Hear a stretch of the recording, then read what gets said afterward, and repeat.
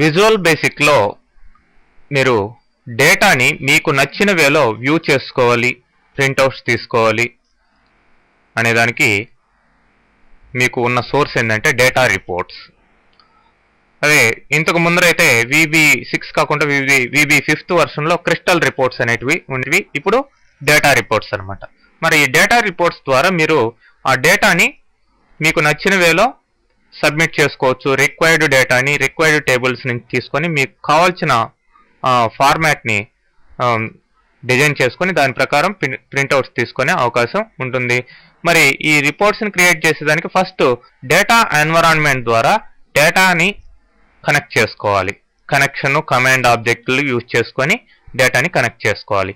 వాటికి ఈ steps follow కావాల్సిన అవసరం ఉంటుంది.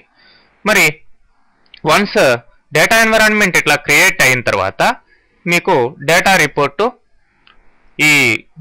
రిపోర్ట్ యాడ్ చేసుకొని మీ ప్రాజెక్ట్కి ఈ డేటా ఎన్విరాన్మెంట్కి డేటా రిపోర్ట్కి మీకు కనెక్ట్ చేసినట్లయితే డేటా సోర్స్గా ఈ డేటా ఎన్విరాన్మెంట్ని మీ రిపోర్ట్కి కనెక్ట్ చేసినట్లయితే అప్పుడు మీకు ఈ డేటా ఎన్విరాన్మెంట్లో ఉండే డేటా రిపోర్ట్లో ఈ విధమైన ఏరియాస్లో రావడం జరుగుతుంది. వాటికి కావాల్సిన స్టెప్స్ అన్నీ కూడా ఇక్కడ ఇచ్చాం. అయితే మీకు సింపుల్ వేలో మీరు రిపోర్ట్లను ప్రిపేర్ చేసేదానికి ఇప్పుడు చూపిస్తాను ఎగ్జాంపుల్లో డైరెక్ట్గా. సో ఫస్ట్ ప్రాజెక్ట్ మెనూలోకి వెళ్ళి యాడ్ డేటా ఎన్విరాన్మెంట్ అని ఉంది, దీన్ని క్లిక్ చేయండి. ఇక్కడ ఫస్ట్ డేటా ఎన్విరాన్మెంట్ కింద కనెక్షన్ ఆబ్జెక్ట్ వచ్చింది. సో రైట్ క్లిక్ చేయండి దీని మీద. రైట్ క్లిక్ చేసి ప్రాపర్టీస్లోకి వెళ్ళండి. సో ఇప్పుడు మీరు పర్టికులర్ డేటాబేస్కి కనెక్ట్ చేయాలి. కనెక్ట్ చేయండి. నేను బ్యాబ్లో డేటాబేస్కి కనెక్ట్ చేస్తున్నాను. ఓకే, వన్స్ కనెక్ట్ చేసిన తర్వాత యాడ్ కమాండ్ అని తీసుకోండి. కనెక్షన్ కింద కమాండ్ ఆబ్జెక్ట్ని తీసుకోవడం జరుగుతుంది.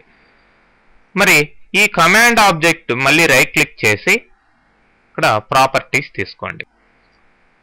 సో ఇక్కడ కనెక్షన్ నేమ్ కనెక్షన్ 1గా ఉంది, ఇదే పేరు అనమాట.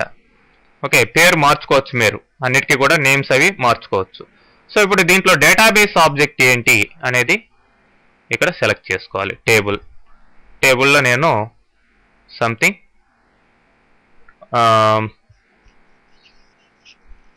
ఇక్కడ ఆథర్స్ టైటిల్స్ ఏదో ఒకటి టేబుల్ తీసుకోండి. సపోజ్ ఆథర్స్ తీసుకుంటున్నాను. తర్వాత మీకు పారామీటర్స్ ఇవన్నీ కావాల్సి ఉంటే పారామీటర్స్, ఫంక్షన్స్, క్యాల్కులేషన్స్ అవన్నీ కావాలన్నా కానీ ప్లేస్ చేసుకోవచ్చు. నేను సింపుల్గా ఎట్లా ఇవ్వాలి అనేది ఇప్పుడు చూపిస్తున్నాను. సో ఓకే ప్రెస్ చేయండి. ఓకే ఇచ్చిన తర్వాత మీకు ఇక్కడ చూసినట్లయితే దాంట్లో ఉన్న ఫీల్డ్స్ 3 ఫీల్డ్స్ ఉన్నాయి. Author ID, author, year born అని.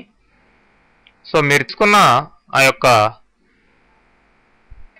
డేటాబేస్ ఫైల్ని బట్టి టేబుల్ని బట్టి ఇక్కడ ఫీల్డ్స్ రావడం జరిగింది. సో ఇప్పుడు దీన్ని సేవ్ చేసుకోండి. Save the environment. ఇక్కడ మీకు నచ్చిన లొకేషన్లో సేవ్ చేసుకోండి. మన డిఫాల్ట్ లొకేషన్లో నేను సేవ్ చేస్తున్నాను. అంటే నేను అన్ని ఎగ్జాంపుల్స్ ఉన్న లొకేషన్ యొక్క ఎగ్జాంపుల్స్ అనే దీంట్లో సేవ్ చేస్తున్నాను. దాని పేరు కావాల్సి ఉంటే మీ ఇష్టం వచ్చిన పేరు ఇవ్వచ్చు, నేను అట్లనే ఉంచేస్తున్నాను. ఓకే, సో ఇప్పుడు వన్స్ మీకు ఈ డేటా ఎన్విరాన్మెంట్ ద్వారా కనెక్ట్ చేసి డేటాబేస్కి దాంట్లో ఉన్న టేబుల్ని కూడా యాక్సెస్ చేయడం జరిగింది. ఇప్పుడు మీరు ప్రాజెక్ట్లోకి వెళ్ళి యాడ్ డేటా రిపోర్ట్ ఇది క్లిక్ చేయండి. సో ఇప్పుడు డేటా రిపోర్ట్ ఇక్కడ ఉంది, ఎన్విరాన్మెంట్ ఇక్కడ ఉంది. సైమిల్టేనియస్గా మీరు చూస్తున్నారు దాన్ని. సో రెండు కూడా మీకు ప్రజెన్స్లో ఉండాలి. లేకపోతే ప్రాజెక్ట్ ఎక్స్ప్లోరర్లోకి వెళ్ళి కూడా వీటిని సెలెక్ట్ చేయొచ్చు, ఒకటి హైడ్ అయినా కానీ. సో ఇప్పుడు డేటా రిపోర్ట్ ఎన్విరాన్మెంట్ ఇది వచ్చిందండి. సో డేటా రిపోర్ట్లో ఇక్కడ చూడండి డిఫరెంట్ పార్ట్స్ ఉన్నాయి. రిపోర్ట్ హెడర్, రిపోర్ట్ మొత్తానికి హెడింగ్ సెక్షన్ ఇది. ప్రతి పేజ్కి హెడింగ్ సెక్షన్ ఇది. డీటెయిల్స్, యాక్చువల్ డేటా డిస్ప్లే అయ్యే సెక్షన్ ఇది. ప్రతి పేజ్కి ఫోటర్ సెక్షన్ ఇది. రిపోర్ట్ మొత్తంలో లాస్ట్లో వచ్చే రిపోర్ట్ ఫోటర్ సెక్షన్ ఇది.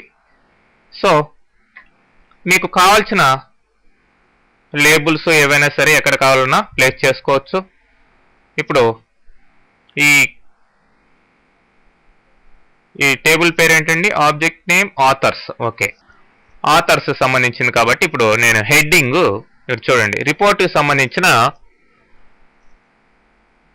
టూల్ బాక్స్లో ఈ టూల్స్ వచ్చి ఉన్నాయి. సో నేను లేబుల్ తీసుకుంటున్నాను.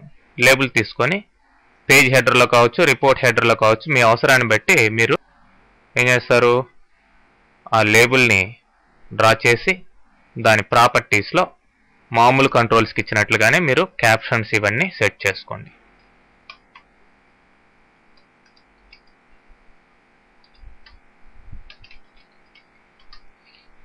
మీరు దీనికి ఇంకా ఫాంట్స్ ఇవన్నీ కూడా ఇంక్రీజ్ చేసుకోవచ్చు, మీకు కావాల్సిన సెట్టింగ్స్ అన్నీ పెట్టుకోవచ్చు. ఓకే, సో ఇట్లా రిపోర్ట్కి సంబంధించిన కంట్రోల్స్ సపరేట్గా ఉన్నాయి. తర్వాత ఇప్పుడు మీ రిపోర్ట్ ప్రాపర్టీస్ తీసుకొని, ప్రాపర్టీస్ అంటే F4 ప్రెస్ చేయగానే సెక్షన్ 1 అని వచ్చింది, అట్లాగా ఉంటే డేటా రిపోర్ట్ ఇది తీసుకోండి. తీసుకొని దీనికి డేటా సోర్స్ ఏంటి అనేది తీసుకోండి. డేటా సోర్స్ ఏంటి? ఈ యొక్క డేటా ఎన్విరాన్మెంట్. డేటా మెంబర్ ఏంటి? కమాండ్ 1. సో ఇది ఖచ్చితంగా తీసుకోవాలి. తీసుకున్న తర్వాత మీరు ఈ యొక్క ఫీల్డ్స్ ఏవైతే ఉన్నాయో వీటిని క్లిక్ చేసి ఈ డీటెయిల్ సెక్షన్లోకి తీసుకురండి.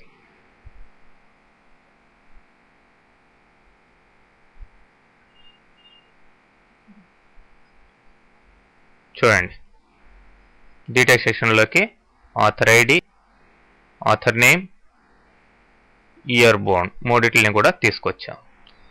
ఇక్కడ మీరు చూసినట్లయితే ఆథర్ ఐడి ఇది లేబుల్, ఇది యాక్చువల్ డేటా డిస్ప్లేయింగ్ టూల్. ఇది లేబుల్, ఇది యాక్చువల్ డేటా డిస్ప్లేయింగ్.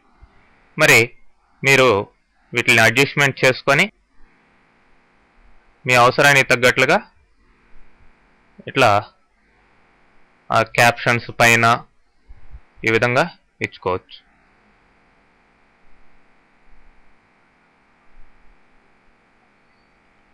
ఓకే, ఇట్లా సింపుల్గా మీరు డిజైన్ చేసిన తర్వాత రన్ చేసి చూడండి. రన్ చేయాలంటే మరి మీరు ప్రాజెక్ట్లోకి వెళ్ళి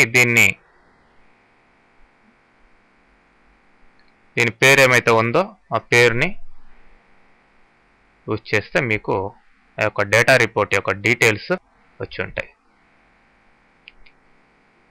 ఓకే, మరి ప్రతి రికార్డుకి ఆథర్ ఇట్లా డిస్ప్లే అవుతుంది పైన. అలా కాకుండా వీటిల్ని ఇక్కడ కట్ చేసి పైన కావాల్సి ఉంటే ప్లేస్ చేసుకోండి.